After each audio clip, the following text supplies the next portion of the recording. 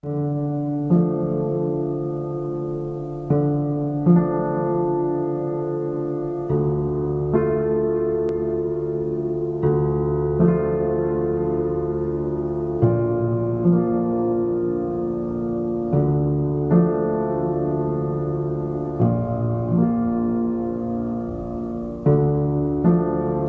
you probably noticed I don't feel about that war the way we were told we were supposed to feel about that war, the way we were ordered and instructed by the United States government to feel about that war.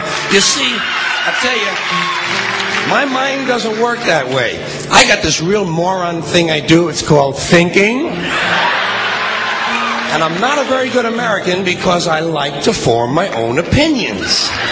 I don't just roll over when I'm told to.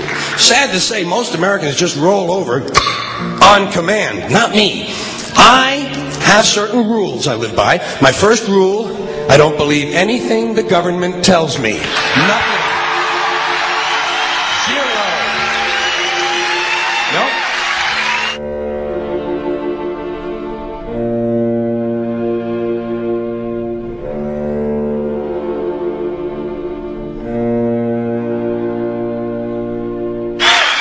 And I don't take very seriously the media or the press in this country, who in the case of the Persian Gulf War were nothing more than unpaid employees of the Department of Defense, and who most of the time function as kind of an unofficial public relations agency for the United States government. So I don't listen to them. I don't really believe in my country. And I gotta tell you folks, I don't get all choked up about yellow ribbons and American flags. Now, to balance the scale, I'd like to talk about some things that bring us together. Things that point out our similarities instead of our differences. Because that's all you ever hear about in this country is our differences. That's all the media and the politicians are ever talking about, the things that separate us, things that make us different from one another. That's the way the ruling class operates in any society. They try to divide the rest of the people. They keep the lower and the middle classes fighting with each other so that they, the rich, can run off with all the fucking money. Fairly simple thing, happens to work. You know, anything different, that's what they're going to talk about. Race, religion, ethnic and national background, jobs, income, education, social status, sexuality, anything you can do, keep us fighting with each other so that they can keep going to the bank. You know how I describe the economic and social classes in this country? The upper class keeps all of the money, pays none of the taxes. The middle class pays all of the taxes, does all of the work. The poor are there just to scare the shit out of the middle class.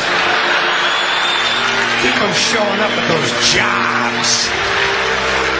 Politicians know that word. They use it on you. Politicians have traditionally hidden behind three things: the flag, the Bible, and children. No child left behind. No child left behind. Oh, really? Well, it wasn't long ago you were talking about giving kids a head start. Head start, left behind? Someone's losing fucking ground here. But there's a reason. There's a reason. There's a reason for this. There's a reason education sucks, and it's the same reason that it will never, ever, ever be fixed. It's never going to get any better. Don't look for it. Be happy with what you got. Because the owners of this country don't want that. I'm talking about the real owners now. The big, the wealthy, the real owners, the big wealthy business interests that control things and make all the important decisions. Forget the politicians. They're irrelevant. The politicians are put there to give you the idea that you have freedom of choice. You don't. You have no choice. You have owners. They own you. They own everything. They own all the important land. They own and control the corporations. They've long since bought and paid for the Senate, the Congress, the state houses, the city halls. They got the judges in their back pockets, and they own all the big all the big media companies. So they control just about all of the news and information you get to hear. They got you by the balls. They spend billions of dollars every year lobbying to get what they want. Well, we know what they want. They want more for themselves and less for everybody else. But I'll tell you what they don't want. They don't want a population of citizens capable of critical thinking. They don't want well-informed, well-educated people capable of critical thinking. They're not interested in that. That doesn't help them. That's against their interest. That's right. You know something? They don't want people who are smart enough to sit around the kitchen table and figure out how badly they're getting fucked by a system that threw them overboard 30 fucking years ago. They don't want that. You know what they want? They want obedient workers. obedient workers, people who are just smart enough to run the machines and do the paperwork and just dumb enough to passively accept all these increasingly shittier jobs with the lower pay, the longer hours, the reduced benefits, the end of overtime, and the vanishing pension that disappears the minute you go to collect it. And now they're coming for your Social Security money. They want your fucking retirement money. They want it back so they can give it to their criminal friends on Wall Street. And you know something? They'll get it. They'll get it all from you sooner or later because they own this fucking place. It's a big club, and you ain't in it.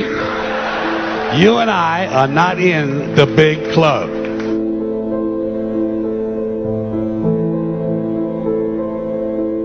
The greatest form of control is where you think you're free when you're being fundamentally manipulated and dictated to.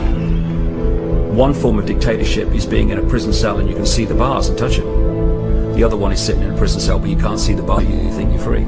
What the human race is suffering from is mass hypnosis.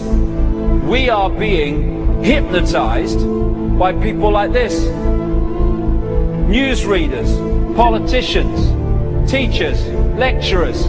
We are in a country and in a world that is being run by unbelievably sick people. The chasm between what we're told is going on and what is really going on is absolutely enormous. The greatest hypnotist on planet Earth is a oblong box in the corner of the room. It is constantly telling us what to believe is real. Historically, the control and manipulation of political opinion has been the Freemasons' main weapon in gaining control of countries and states. Once in control of the rulers and politicians of a country, laws and political structures could be changed in accordance with their agenda.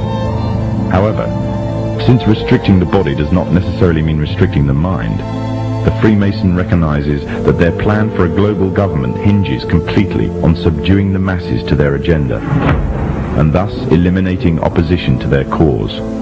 And the greatest threat to their plan, posing more danger than any army or law, is the threat of a free-thinking mind. In order to eliminate this threat and to achieve their objective, the Masons have set about the boldest plan ever devised: the complete control of every aspect of human life, your life. And the weapons they are using against you are in your very homes, entertaining you and your children, and gradually indoctrinating you without you even realizing.